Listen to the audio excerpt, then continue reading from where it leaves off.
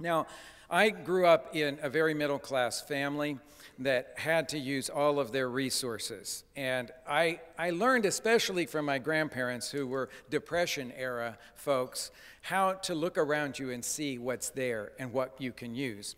So at one point, I decided that it was a huge waste to have a backyard. So I turned my backyard, which is 1,000 square feet, into a production garden for our restaurant. And my goal was to show that people that you could do agriculture many places that you don't expect that you could do it. So in my 1,000 square foot backyard, I started this project, again going back to lettuce, to grow all of the salad greens that we were going to use in Topolobampo. And it's taken us about 4 or 5 years to get to full production on that. But I can say for the last 2 years, in that small plot, we have been able to supply everything that our one restaurant needs in terms of salad greens. And when you tally it all up at the end of the year, and you put the lettuces together with the herbs that we grow and some edible flowers and all of the grapes that come off the top of my garage and everything else that I can find that is harvestable in my backyard. This year we were at about $23,000 worth of produce out of that one little backyard. Now that's something that's sort of sustainable. I mean, people can say, in a little patch you can do that. But you just have to, again, acquire the knowledge to do it. You have to work it out. And that's what we're seeing just absolutely taking off in the Chicago area. This is one of the coolest times to live in the Chicagoland land area ever. And it has to do with what's going on with urban agriculture. Now, I've been doing these little things.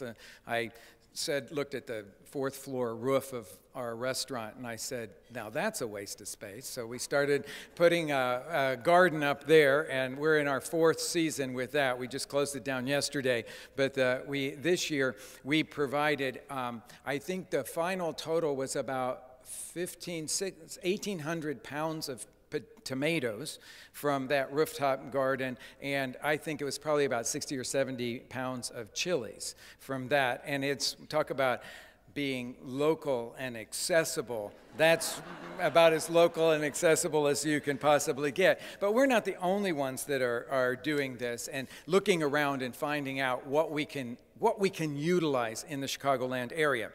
The folks at Uncommon Ground, I don't know if you've had the opportunity to go up into Rogers Park and see what they're doing, but Helen and Michael Cameron have a certified organic rooftop garden above their restaurant. Go there, ask to see it. It's stunningly beautiful, and they're not only doing great food for their restaurant, but they're hugely involved in that community because they have put together farmers market there as well, so bringing the neighborhood all together. If you haven't seen the pictures or had the opportunity to visit the Gary Comer Center, they got 1/3 of an acre on top of that building, and they're doing a lot of production, 12 months a year, that's mostly going to a couple farmers markets, but then to a lot of the restaurants. The chefs are fighting for the produce off of the rooftop of the Gary Comer Center, and that makes my heart really happy because when you find that kind of enthusiasm for a local product like that, you know that other people are going to say, well, if they can do it, we can do it too. And the next thing you're going to know, it's going to be everywhere, including City Hall. You know, we've got beehives up on the top of City Hall. And in between that and the Cultural Center, 10,000 pounds of honey a year are coming from that. So suddenly, Chicago doesn't look like the asphalt jungle as much as it looks like a really great farm to live in.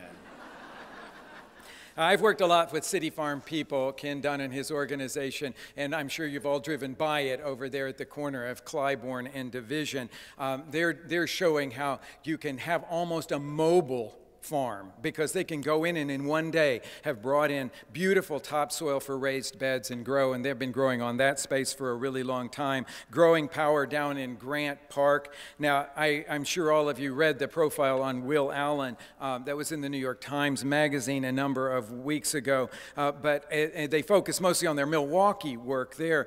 But, you know, they've got a great garden that's producing down in Grant Park, and you can go to Green City Market and you can buy the produce from that particular growing bed, but then they've got other properties around as well. One of my favorite organizations here is Growing Home.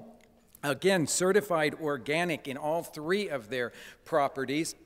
But the one on the south side of Chicago is the one that I like to focus on, because that's not only producing great food for us to use in the restaurants and to buy in the farmers markets, the Green City especially, but they're also providing a lot of good job training. That's one of their big focuses, and I think that's just phenomenal.